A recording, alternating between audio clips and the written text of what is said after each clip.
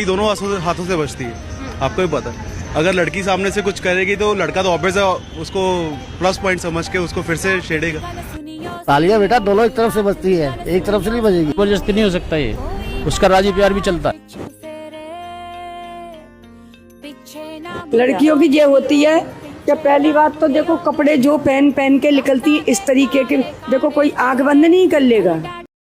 2023 में मधुमिता पांडे ने एक काफी ज्यादा डीप रिसर्च किया था और उसको पब्लिश किया था, जिसके अंडर उन्होंने तिहाड़ जेल में बंद 122 रेपिस्ट जो कि रेप के लिए कन्विक्टेड थे उनका इंटरव्यू लिया था।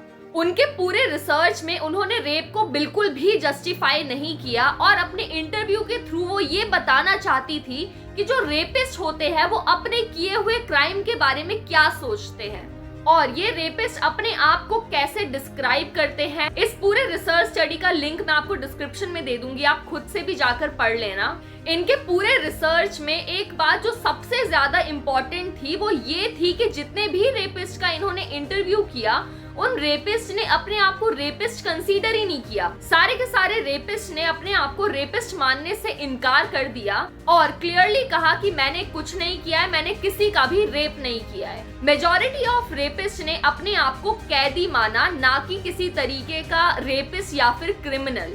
मधुमिता पांडे जी का ये जो रिसर्च था ये काफी ज्यादा रेयर बनता है क्योंकि इंडिया में जब भी कोई रेप होता है तो सब रेप विक्टिम्स के बारे में बात करते हैं, सब रेपिस्ट को क्या सजा मिलनी चाहिए इसके बारे में बात करते हैं, लेकिन हम रेप को तब तक अच्छे से नहीं समझ सकते हैं जब तक हम रेपिस्ट की मेंटालिटी को ना समझ पाए। हर भयंकर रेप के बाद जो मीडिया होती है वो रेपिस्ट को पता नहीं क्या क्या बोलती है, राक्षस बोलती है, जानवर बोलती है, क्योंकि यहाँ पे ये मेंटालिटी वर्क कर रही होती है कि जो एक इंसान होता है वो किसी का रेप कर नहीं सकता है। लेकिन मधुमिता जी ने अपने इंटरव्यू में बताया, अपने रिसर्च पेपर में ये चीज एक्सप्लेन करी कि जब वो इन रेपिस्ट का इंटरव्यू कर रही थी तो वो बिल्कुल नॉर्मल पर्सन की तरह बिहेव कर रहे थे।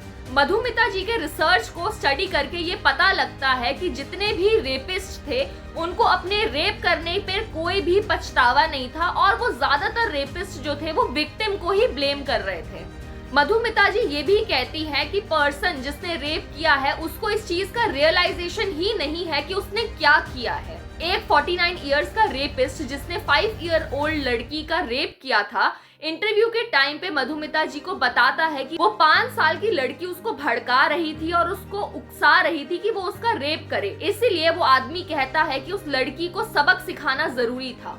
इन सब के पीछे एक रेपिस्ट की ये मेंटालिटी हो सकती है कि ये जो रेपिस्ट होते हैं ये मानते हैं, ये कंसीडर करते हैं कि जो मेल की फिजिकल नीड होती है वो काफी ज्यादा मायने रखती है और आदमी की जो फिजिकल रिक्वायरमेंट होती है उसको वो कंट्रोल नहीं कर सकते हैं। ये सब एक रेपिस्ट का मानना होता है।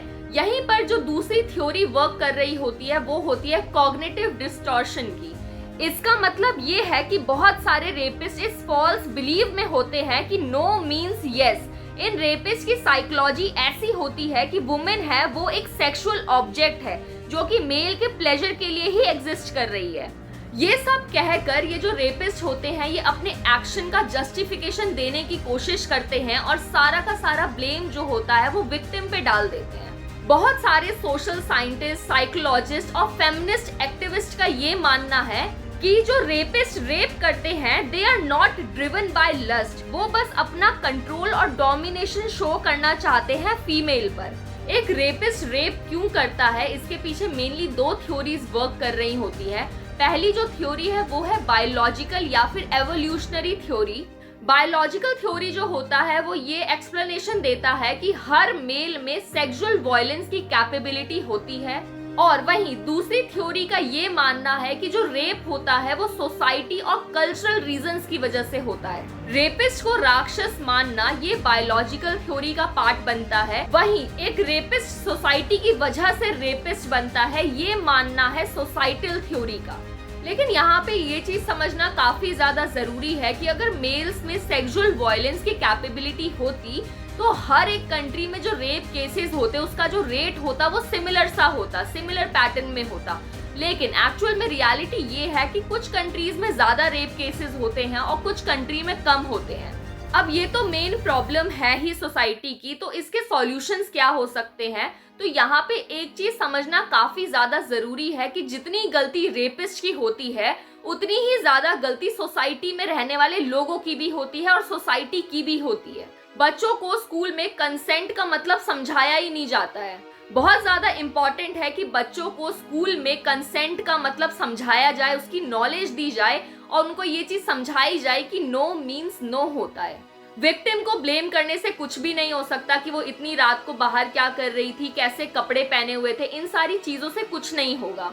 बहुत ज्यादा जरूरी है कि सोसाइटी में हेल्दी मस्कुलिनिटी को प्रमोट किया जाए, क्योंकि रियल मैन वो होते हैं जो फीमेल्स की डिग्निटी का रिस्पेक्ट करते हैं।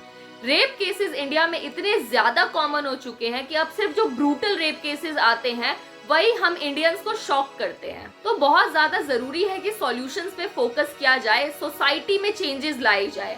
तो अगर ये वीडियो आपको इन्फॉर्मेटिव लगी होगी तो प्लीज लाइक और सब्सक्राइब कर देना। तब तक के लिए see you in the next video.